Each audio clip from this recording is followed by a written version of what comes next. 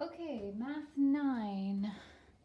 Math 9, the last thing that we were doing is we were talking about area, and we were talking about area of a triangle, a trapezoid, a triangle, a trapezoid, and a parallelogram. That was the third one. In the previous section, we'd done a circle and a rectangle. So far what we've done is just area of flat 2D surfaces. So you should have already done those in previous years. None of that should have been brand new.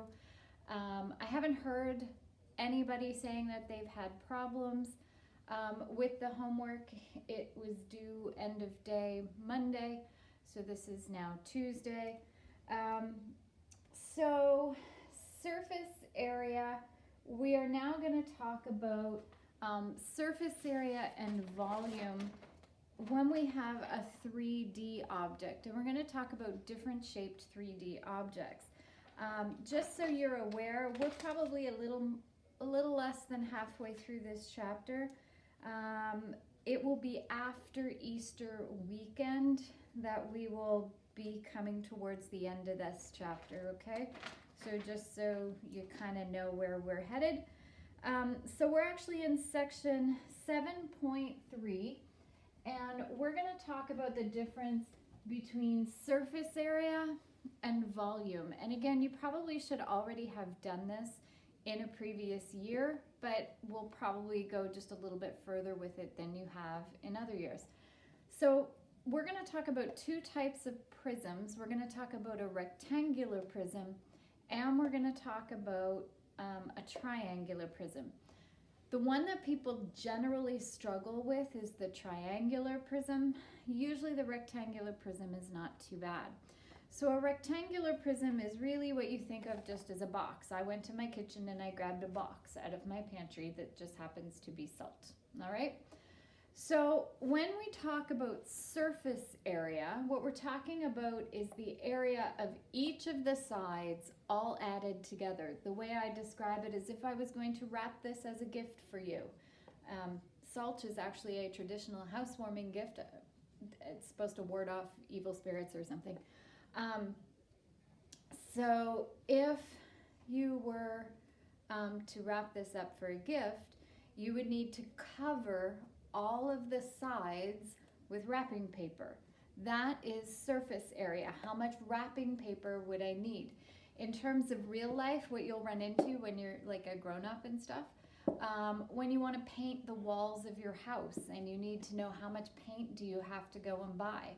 That's surface area. You are covering the surfaces of your walls with paint. That's surface area. Volume is how much stuff can I put inside of the prism? So how much salt can this box hold? That is volume, all right? So we'll talk a little bit about the differences in how you figure that out. So we'll talk about surface area first. Surface area is honestly the area of all the different surfaces. So if you have something like this, okay, you have what I'm going to call a length. We'll call across a length. You have up and down, which I would call a height. And you have how thick the box is, we'll call that a width, okay? So we have a length and a width and a height. I feel like Price is Right, girl, all right? How much for this box of salt? So if we're going to talk about surface area of this rectangular prism, what we're going to look at is we're going to look at the area of the front of this box, because the first thing we're going to have to do is cover that up. So again, if we label that length and that height, the area of that front would be length times height, right? Length times height. But it just so happens that there is another rectangle that is exactly the same as this rectangle. There is the front and there's one on the back. They're the same size, otherwise this would be a really weird rectangular prism.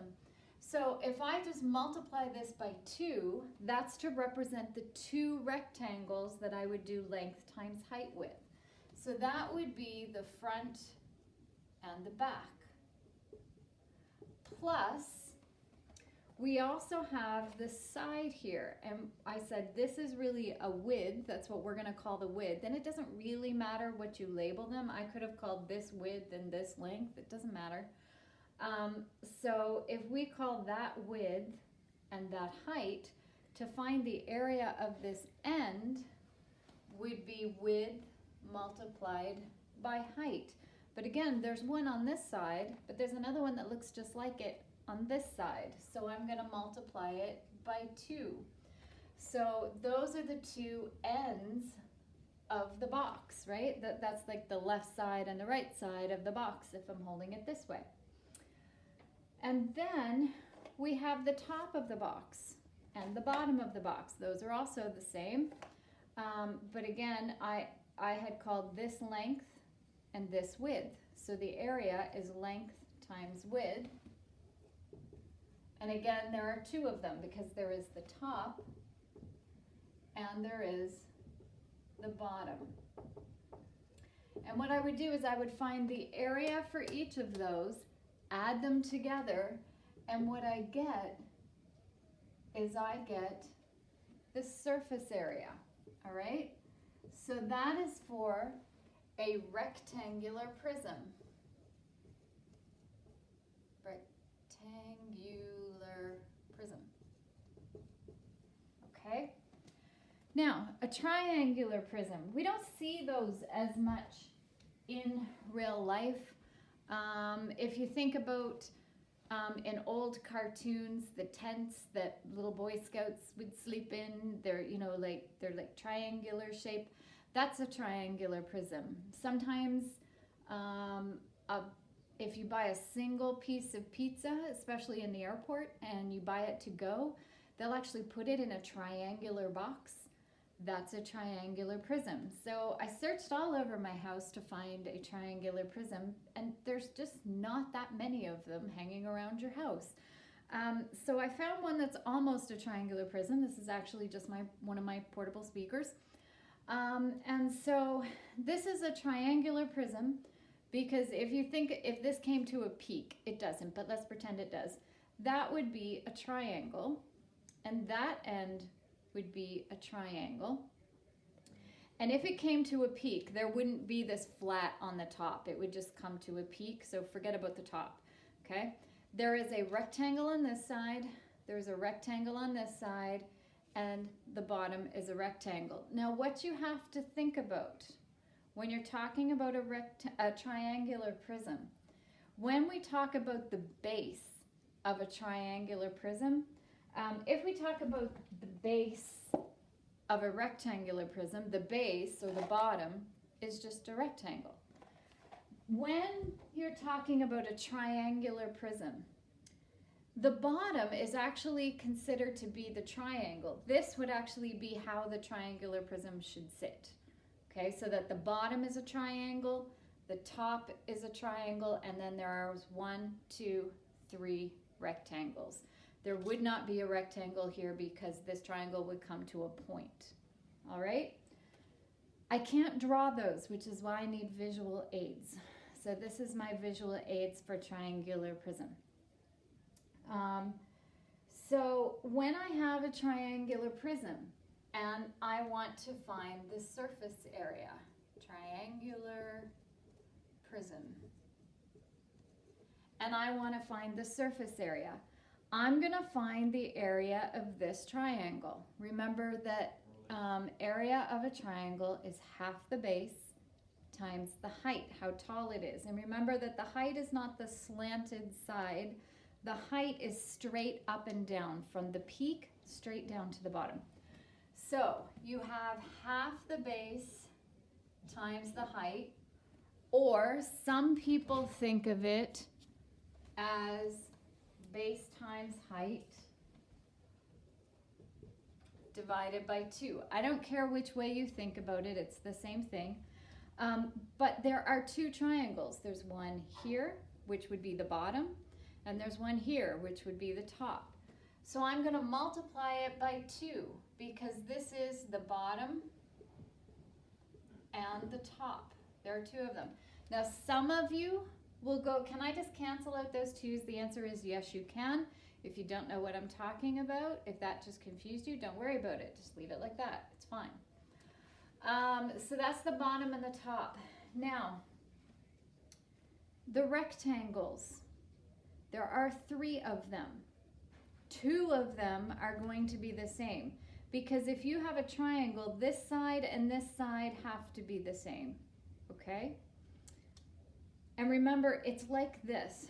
So this would be one side of the rectangle, and this, which is actually the height, would be the other side of the rectangle. So you would have this slanted side of the rectangle. So it's going to be, we'll call it length times height. We'll call it the length of the triangle times the height of the prism. And again, there's 2 of them. Now, if this was an equilateral triangle, meaning the bottom was the same length as these sides, then this third rectangle down here would be the same size. But if this side was 10 and this side was 10, but the bottom was 4, that's going to be a different sized rectangle, okay? And so we will call it the base, so I'll put B for base, the base of the triangle times the height of the triangular prism.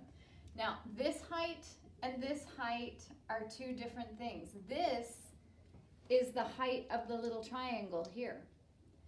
This is actually the height of the prism itself. So if it confuses you to have 2 different heights, label that a different letter. Give it whatever letter you want. Make it T for tall. It doesn't matter, okay? So that would give me the surface area of this triangular prism. So we're going to do one as an example. So example number 1 on page 268. Example number 1. There's a fort called Fort York. It actually exists. It's near Lake Ontario, and it was built during the War of 1812 to protect the British from the Americans. The 2.1 meter high parapet that surrounds it forms triangular sides. In other words, there's a big fortress walls around this, okay? It makes a triangle. So the walls are 2.1 meters tall. Now I cannot do this. I just can't, okay? So the walls, here's the fortress, okay? So the little people are inside, happy, protected inside their fortress, okay? And there are walls that are 2.1 meters high. All of the walls, and I definitely can't draw that, but we'll pretend, okay? Something like that. So they're snug and cozy in the fort that makes a triangular prism. The shape of the fort resembles a triangular prism, but there's no roof, there's no top. It's open at the top, so there's no roof on this. So we don't have to worry about a roof. It says, find the interior surface area of the fort to the nearest square meter. All right, so it tells us that this wall is 153 meters across this way, okay? And this one is 309 meters across. And this one is 324 meters across. And from the peak straight down, okay, the height of the triangle is 151 meters, okay? Not the height of the walls, that's the walls, but the height of the the triangle itself is 151 meters. So, what this actually is since there's no roof, we have to find the area of the floor, because there's a bottom to this. So if you were being punished because you broke the rules in the army, and they said your job is now to scrub the stones in the floor and then to clean the walls, how much are you going to have to clean? So the floor is this triangle right here. So the first thing we have to do is we have to find the area of the triangle. An area is the base of the triangle, which is here because it's going from the peak straight down. So this is the base. So the base is 309. The height is 151 divided by 2. Now up here we multiplied it by 2 because we had a bottom and we have a top. But they're telling us in this there is no top, there is no roof. So we don't have to multiply it by 2 because there's only one rectangle. I gotta grab my calculator just a second.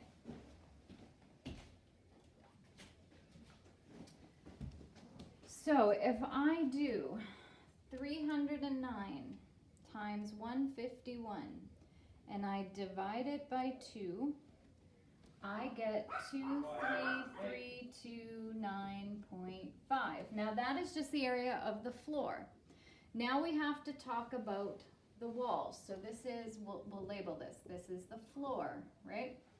So now we have to talk about the walls. The walls are a rectangular shape, right? They're 2.1 meters by whatever the length of the wall is. So there are 3 rectangles. There are 3 walls. I'm going to put it over here because I'm running out of space. So this one is 309 across and 2.1 meters tall. So 309 times 2.1. 309 times 2.1 is 648.9. This one is 153 across and the wall is still 2.1 meters tall. So 153 times 2.1. So 153 times 2.1, which is 321.3. And again, this is all meters squared, right? Because we did meters times meters, meters times meters. This side is 324 long and the wall is still 2.1 meters tall. So 324 times 2.1 is 4,880.4 square meters. That doesn't seem right. That's because it's not. 324 times 2.1. There we go. That sounds better. 680.4. All right. So now total surface area is going to be all of the sides, all of the walls, 648.9 plus 321.3 plus 680.4 plus the floor plus 2,300 or 23,329.5. When I add those all together, I get something. I get 24,980 approximately. They rounded it off. 24,980 square meters is what they get. So that is doing surface area. You have to find the area of each of the sides and add them all together. My drawings are not good, so you're gonna have to put up with me. Sorry. So volume is the second concept here. Volume. Volume is how much can you put inside of something. So if I was filling up this box with salt, I'd rather fill it with chocolate, but if I was going to fill it with salt, since it says salt, if I was to take the cover off and I was to start pouring salt in, the first thing that it would do, the salt would do, is the salt would cover the bottom of the box, and then it would start filling up, right? First it's going to cover the bottom, then it's going to start filling up. So whenever you're doing volume, I don't care what the shape is, whenever you're doing volume, even if you don't know the formula, you can figure the formula out, because it's going to cover up the bottom first. So the first thing you're going to do is you're going to find the area of the bottom, because it's going to cover the bottom first. So area of the bottom, area of the base, okay? And then it starts going up the walls. It starts filling up. So you're going to multiply it by the height. So for a rectangular prism,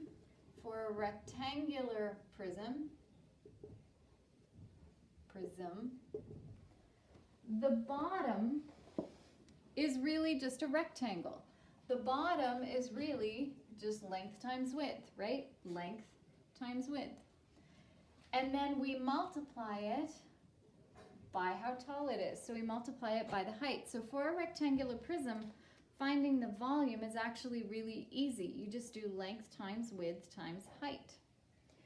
For a triangular prism, the base, remember I said you have to think of a triangular prism as the bottom is the triangle. So for a triangular prism, it's my shorthand, I'm too lazy to write up the word triangular. It is the area of the base, the area of the bottom. Well, that is base times height divided by 2. And again, that height means the height of the triangle. It just means the height of the triangle. And then you multiply it by the height of the prism. So again, if you don't want 2 H's, that means something different. Just say I'm going to multiply it by how tall the prism is. You can say it that way. So, example number 2, on page number 269, says calculate the volume. And the first one for A is a cereal box. And the bottom is 19 across and 5 deep. And then the box is 25 centimeters tall. So volume is length times width times height. So that is 19 centimeters times 5 centimeters times 25 centimeters. So when I do 19 times 5 times 25, I get 2,375. Now let's talk about units for volume.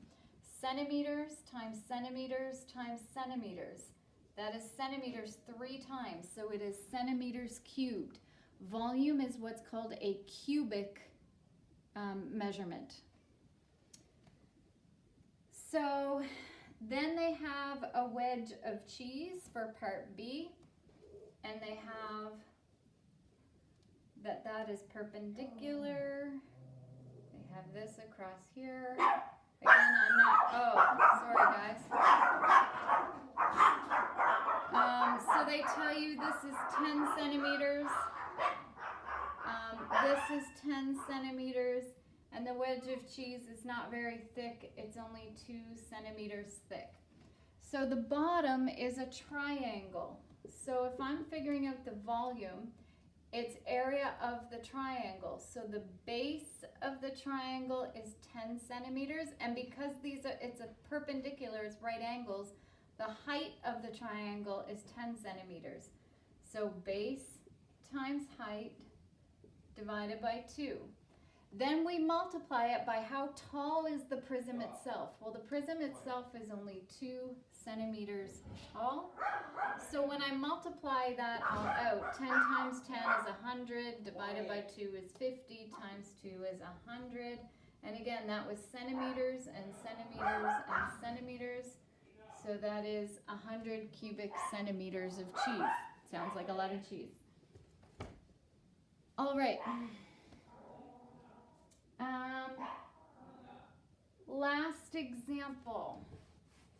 last example, and I'm really not going to do a whole lot with this. I'm just going to talk you through it.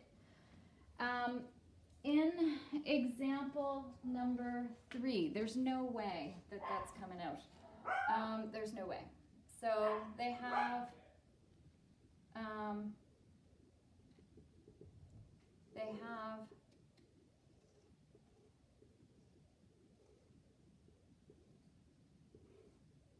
this, and yeah, you get the idea that I can't draw, right? Okay, so something, I don't know. Yeah, I so can't draw, guys. Okay, be laughing at me on your screens right now, because you should be. Should come out like that more. Okay, so let's pretend it looks something like that. It doesn't really, but let's pretend. All right, and they give you that this is 6, this is 2, this is 3.5, this is 3, and this is 5. And they want you to find the volume. This is called a composite solid, because it's like they took 2 rectangular prisms and sucked them together, right? So I would actually break this up so that I have this little triangular prism here, and I would figure out the volume of this one, and I have this taller, skinnier one here. So I would figure out the volume of that and just add the 2 of them together. So you can look at example 3. It's on page 200 and something or other, 269. I'm not focusing on it because I might give you a couple to try, but certainly on a test, and it's not going to be a big question on a test or anything. So yeah, that's pretty much it. So I'm going to post some work that you can do with this. I'm actually going to give you a couple of days to work through this and give you time to ask questions should you need to. All right. So this should be posted on Tuesday, and I'll give you Tuesday and Wednesday to work on it. And so we'll talk again on Thursday, and then you'll have a nice long weekend because it will be the Easter weekend. All right. Talk to you soon.